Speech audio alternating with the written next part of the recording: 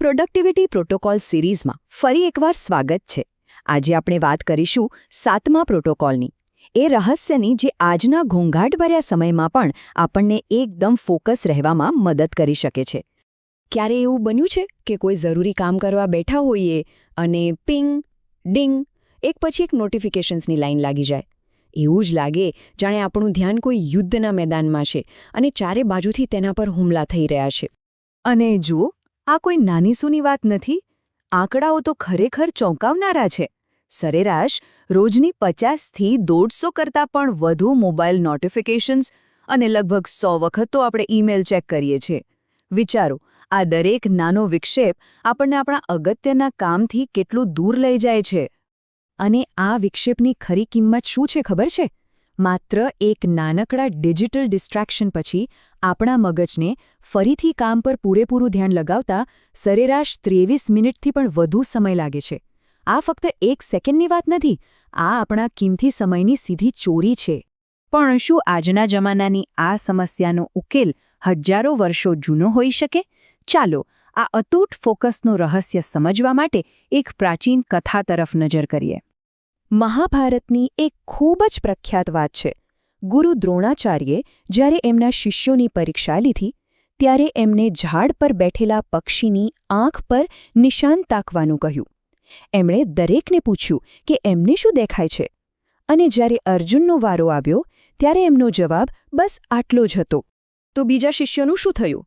કોઈએ કહ્યું કે મને ઝાડ દેખાય છે, કોઈએ કહ્યું આકાશ, ડાળીઓ, પાંદડા.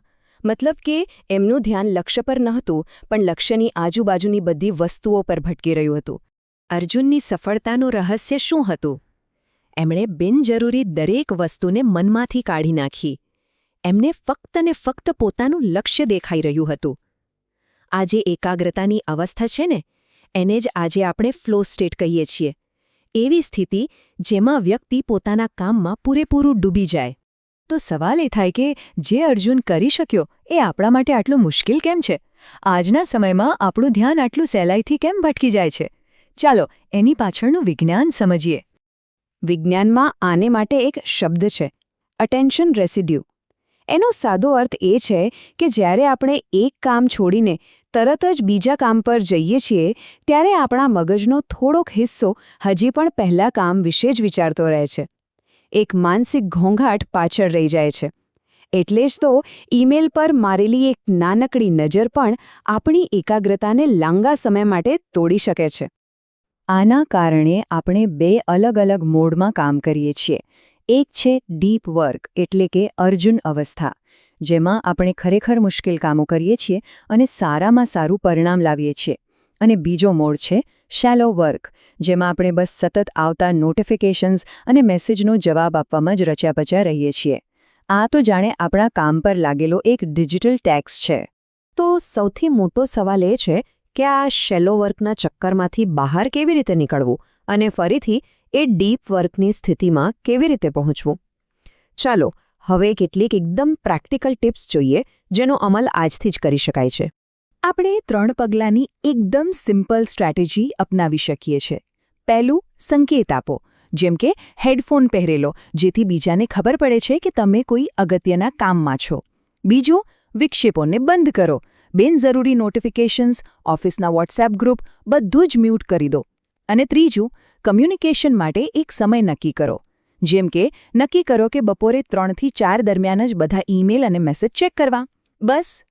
અને યાદ રાખજો, આ બધું ફક્ત વધુ કામ કરવા માટે નથી. આ તો કામ કરવાની રીતને જ સુધારવા માટે છે. આનાથી કામ કરવાનો આખો અનુભવ જ બદલાઈ જશે. જ્યારે આપણે ડીપ વર્ક માટે જગ્યા બનાવીએ છીએ ત્યારે આપણને માત્ર સારું પરિણામ નથી મળતું, આપણો સ્ટ્રેસ ઘટે છે, કામ પર આપણો કંટ્રોલ વધે છે અને આપણે જે શ્રેષ્ઠ કામ કરવા માટે સક્ષમ છીએ એ કરી શકીએ છીએ. આપણું મન એ આપણું સૌથી કિંમતી વર્કસ્પેસ છે, એ તો આપણે જોયું. પણ આપણી આસપાસની જગ્યાનું શું? શું ડેસ્ક પરનો કચરો આપણા મગજની સ્પષ્ટતા પર અસર કરી શકે છે? આનો જવાબ જાણીશું આપણા આગલા પ્રોટોકોલમાં, પ્રોટોકોલ નંબર 8માં. તો ત્યાં મળીશું.